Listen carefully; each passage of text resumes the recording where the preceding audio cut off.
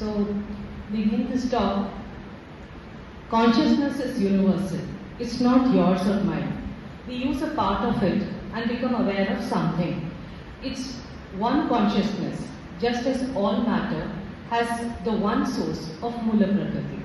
To understand consciousness better, we should look at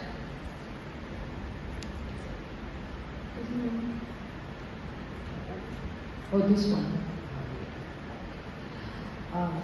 To understand consciousness better, we should look at what Krishnamurti said about the Maitreya consciousness. He said, when he was asked, does the Maitreya consciousness come in him? He said that the Maitreya's consciousness cannot come in K, because it's like the whole sky coming in him, which is impossible.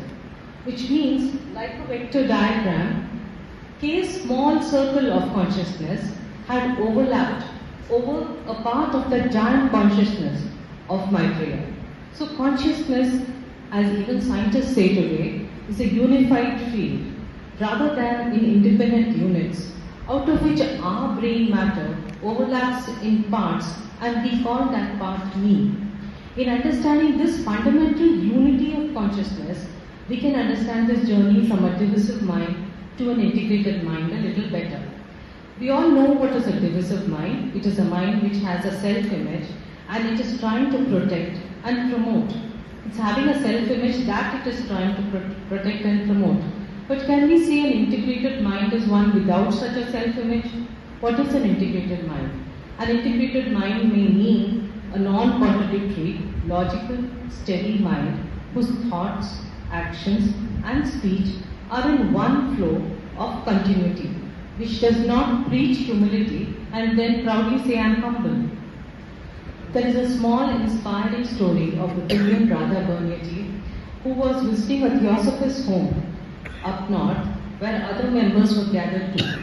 After the discussions ended, the lady of the house went into the kitchen to bring the refreshments and Radhaji followed her to help her, as there was no other lady around. Only an imageless person can do this. An internationally renowned person, respected world over, goes to help in the kitchen of a humble home. This would be what humility looks like. And any number of lectures that one hears or speaks on humility cannot bring that sense of humility in one, except in being without a self-image.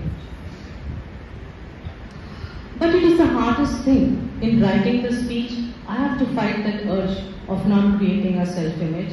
In hearing the speech, you have to fight it too. Krishnamurti says, once you're aware of the building of self-image happening in you, it's finished. You can try it, it does work. Let's experiment right now. Say this to yourself now.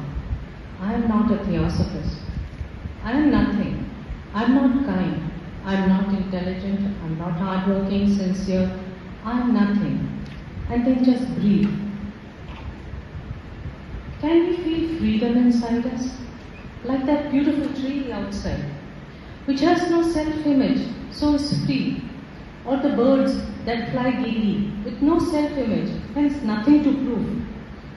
But if I am nothing, can I survive? In the Mahachohan's letter is an entire philosophy of life. If at the end of one's life one has to read anything, I would read that letter alone. One of the greatest truths written in that is the greatest curse we all have, which is the struggle for survival. If we are nothing, can we survive? I feel free when I say I am nothing. I can be nature and be nothing. But the moment one human being comes along, I have to be something. This is the curse. Let's say for the moment, a fellow theosophist who knows all this comes along. What happens then? Can we both together be two nothings?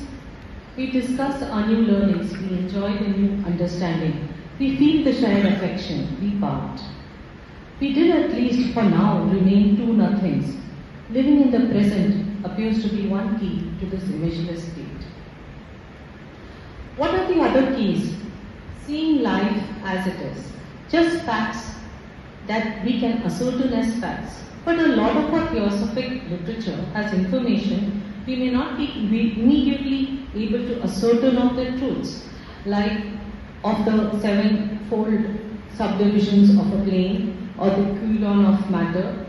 We sense its truth because we trust the great teachers who taught us all this. But are they facts for us or just beliefs? And having beliefs, is that image building? A belief is something we can't prove, but think it to be true. I believe in karma because it seems logical. I may even be able to prove it in some instances. But is it a certainty for me? Is it as certain as the fact that we are all now sitting in this exquisite building? Can I live without beliefs? Can I live with certainties? If instead of a belief in karma, can I make it into a certainty? In making it into a certainty, I create an integrated mind. If it is a belief-based mind, it is a divisive mind. Making certainties out of our beliefs is hard work, requires contemplation, introspection, and sui generis thought or original thought. Now, what else causes divisiveness inside us? Being hurt. When we are hurt is when